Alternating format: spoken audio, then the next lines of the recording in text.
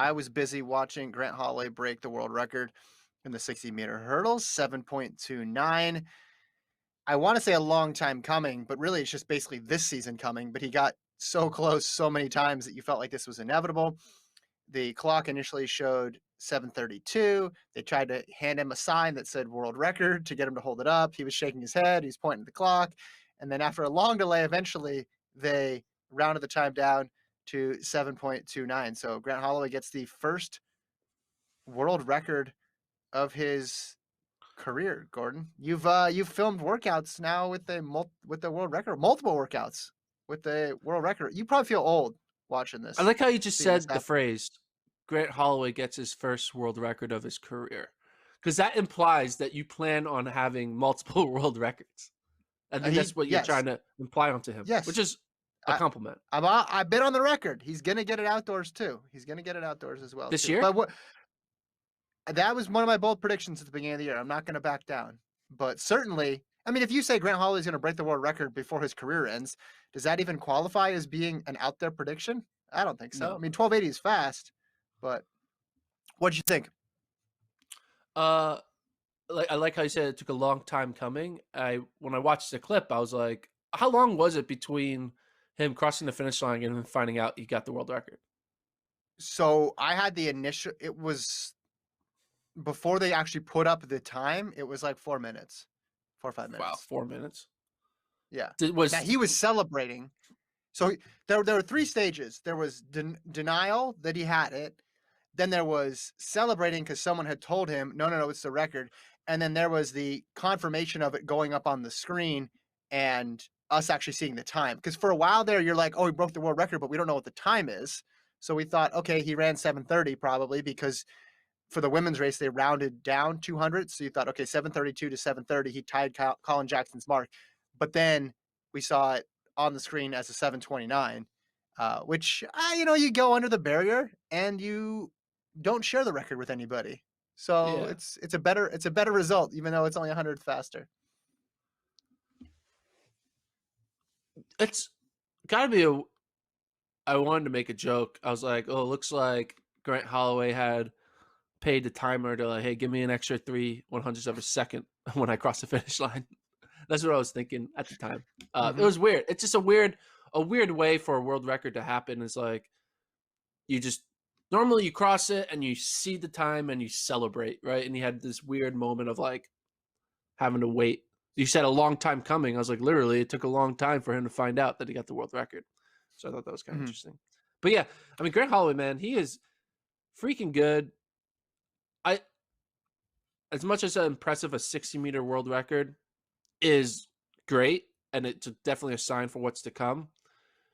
The real meat and potatoes is going to be when he starts running the 110 hurdles to really see how close he can get to 1280 this year, Hmm. or if not this year, next year. Um, Hmm. like what do you kind of take away? What is the main takeaway from impressive 60-meter dashes and 60-meter hurdles? Is there much of a takeaway? This this is a wheelhouse event for Grant Holloway because we've seen how good he is in the flat 60. But you could also say, well, the guy splits 43 in a 400 in a 4x4 as well too. So his wheelhouse is basically everything. You look at the guy's time he beat, Colin Jackson, his PB over the high hurdles outdoors is 1291. So you think, okay, well, at the very least, Grant could get down into that range this year, which would be a solid improvement off of his 1298. My main takeaway was the fact that Grant Holloway essentially has a 100% approval rating amongst the track and field community because everybody on Instagram and on Twitter, every athlete, didn't matter what brand, what college they went to, what event group, was like celebrating Grant Holloway. It was insane. He should run for the president of the Athletes Federation or something. It was incredible how universal it was because usually there's some people conspicuously absent from the congratulations because it's a rival or it's a different shoe company. Not Grant Holloway. He cuts through all that, Gordon. It doesn't matter what brand you represent. It doesn't matter where you went to school or what event you do. It's Grant's world basically. Were there other fellow hurdlers congratulating him? Yeah, I saw this morning. Well, I mean, he's friends with Daniel Roberts, so that doesn't surprise me. But I saw this morning Yeah. Daniel Roberts was posting about it. Yeah, no, it didn't.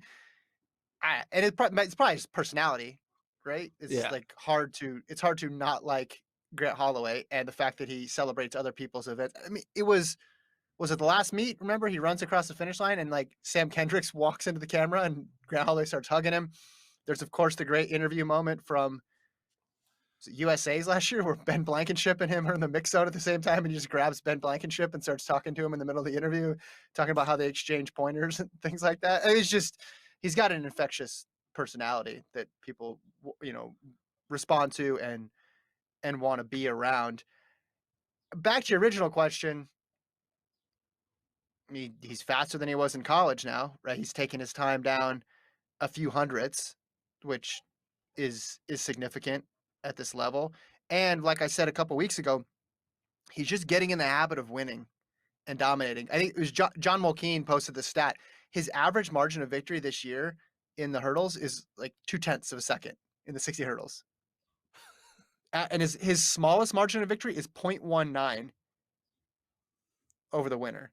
So he's just That's a getting used to yeah. beating people and beating people considerably. I mean, who I guess I mean like Daniel Roberts didn't run indoors this year. Mhm. So there's some like top guys who, the Russian guy didn't run. Did the French dude run this Martin year? Odegaard was entered in a couple races, but no, yeah, Okay. you're right. He was just on his own this season. And a Yeah. lot of that was because guys just didn't choose to run, and they'll be there Yeah. outdoors, of course. Yeah. But still, to run that time, it makes sense that those guys would be 2/10 back because prior to Holloway, that was basically the average time that you'd see in one of these high level hurdle races. Like you'd see 7.5s, and that would be enough. Here's a question I have. I'm kind of projecting this. Kind of reminds me a little bit of Mondo. I'm going to compare Grant Holloway to Mondo. Let's just live in a world where Grant Holloway goes on to break the 110 world record Hmm. and wins the Olympic final. Okay? Yeah. So he will have won World Outdoors in 2019, have the indoor and Hmm. outdoor world record, and win the Olympics.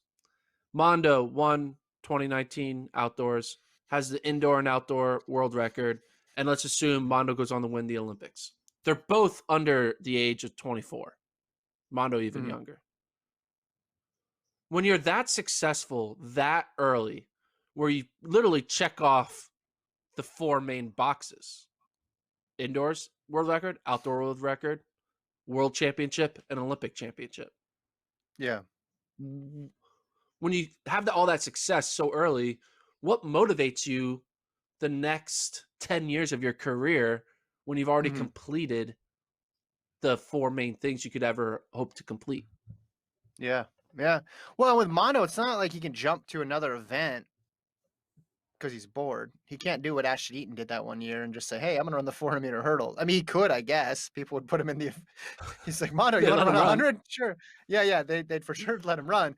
But Holloway at least could experiment and tinker with other events. I think you compete against history in terms of total amounts of gold. Like Grant has obviously, people like Alan Johnson, Roger Kingdom, like we mentioned, Colin Jackson. He's got greats in his event that he probably wants to surpass, and just beating their times isn't enough. You have to rack up the gold medals.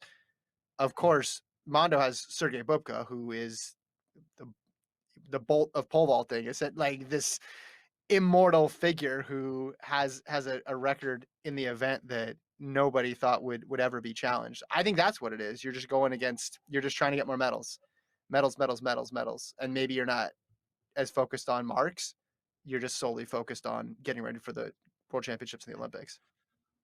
I can see. I mean, I know we I'm talk worried we're about gonna run out this. of things to say about him. He's only 23. I feel like I've written a million Grant Holloway articles, and he's only 23. You Well, run out of ways you to still have describe it. you still have the 110 world record article to write. So you still have Yeah, that. I need to. But I really think he's gonna. Hopefully, they got to find a way to let him be in relay pools. Like he's Mhm, just too mhm. good to be like, oh no, you go do your hurdle, and then we're gonna let the the 100-meter runners and the 400-meter runners do their thing. Like, we need Grant Holloway Yeah. to be given the Holloway. They need to create an exception. They call a new rule, the Holloway rule, where you know you're just too good that you don't need to be in the event for us to choose you. Um, and I guess they did pick Rye Benjamin, even though he didn't run the open four to be in the 4x4. So I guess Mm. technically, I mean, the rule says you just have to be on the Team USA roster to be selected for the pool. I Yeah, yeah. think maybe Holloway needs to go out there and run like a bunch of flat hundreds to like show like, hey, I'm a 9-9 guy. Put me on your Mhm, 4x1. You know, mhm. and maybe they'll do it this year with no Christian Coleman. Maybe Would they'll you be rather see him in like the 4x1 or the 4x1? 4x4, if you had to pick. both. I'd rather see them both. 4x4 would be more No, fun. if you had to pick one, both. I'd pick one. I'll pick both. Uh, Yeah. Well, but judging by the like, reception of his world record, he doesn't have to convince many people. but he Everybody does have to apparently convince. loves Grant Holloway. Do you think though there is a little bit of you're an Adidas athlete, so we're not gonna help you out because Team USA is Nike sponsored and all that stuff? Because it's easier to like give an exception to Noah Lyles because like, well, we're not gonna say no to Mhm. the actual best sprinter because he's not Nike. But when it comes to like, would you rather take the Adidas hurdler or a 10 flat Nike guy? You might take the 10 flat Nike guy. Sure, So I think he needs to run it at least once with he needs to put down at least one solid time to make them make the decision. yeah, Because you can't I've talked about this before, you can't just it's the same thing with Brazier in the 4x4. yeah, You can say you wanna do it all you want, and you can say, "Oh, I'm in shape, and look at this other distance." But if you're part of the group of people who selects the coaching staff, that's not useful to you because you probably have 20 people in your ear saying the same thing. "Oh, I ran this at practice," or, "Hey, look how fast yeah. my 200-meter time is or my 800-meter time." You have to run it, make it public, put yourself out there so that they pick you. That needs to be the first step in any of this, and then you can push to be included. Like, if he runs 9.9, say he goes to I was gonna name a meet, but I have no idea what the schedule is Florida this year because it's relays. so crazy. Florida Yeah, relays. goes so runs Florida relays, and he runs 9.92, and then we get to the trials, and we get through the Diamond League season, and the only people who have run faster than that are, let's say, Lyles and Bromell, Romel. then Yeah. he has a case. Then he has a case. It's like, okay, you can put another guy on, you can put the third person who got on, and then you can put me there as well. But all of this is, I mean, there's obviously a political element to it for sure, but a lot of times athletes want to be included just because of, hey, look at my body of work, but it's not specific to that event. And in that sense, I empathize with the coaches who are trying to pick a team that's this deep. But I like it.